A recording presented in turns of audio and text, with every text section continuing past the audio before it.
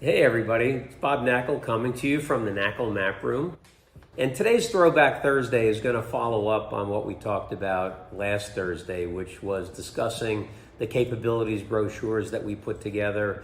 And one of the things I mentioned was that we did a quarterly newsletter.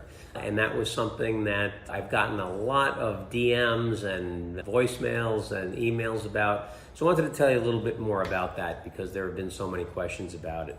So we started doing what we called the East Side Journal back in 1989.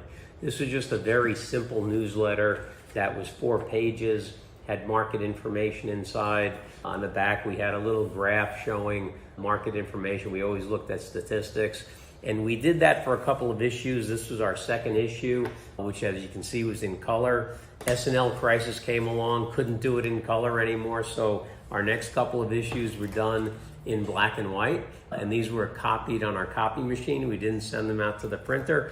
But over time, the newsletter grew. We went from calling it the East Side Journal to the Building Sales Journal as we started to get more and more folks as part of the team and doing more than just the East Side.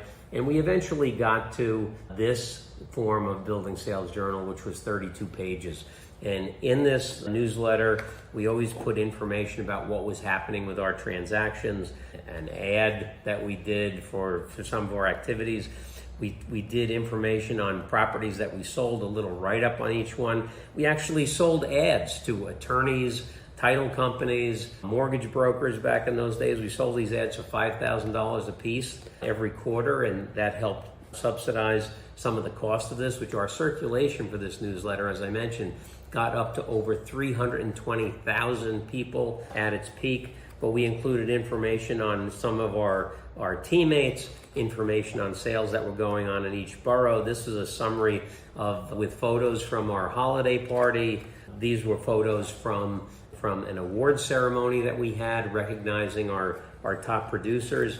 And then all the way in the back, of course, we had to have statistics. We looked at statistics, number of buildings sold, dollar volume of sales, what was happening in the different markets. And actually what happened with this, that just as we have disaggregated our capabilities brochure, where we used to have every property type in one book, and now we have books for different property types, we took all the statistical information out of the newsletter and created property sales reports. And all they were newsletters that just had information on market statistics. We did that borough by borough. And so we continued to do the newsletter as a separate item, and we did the property sales reports also. So we had 2 newsletters that we were doing each month or each quarter.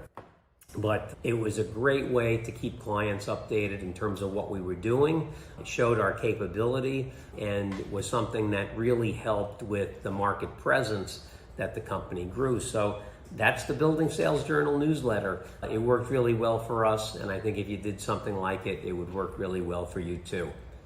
Until next time, take care, guys.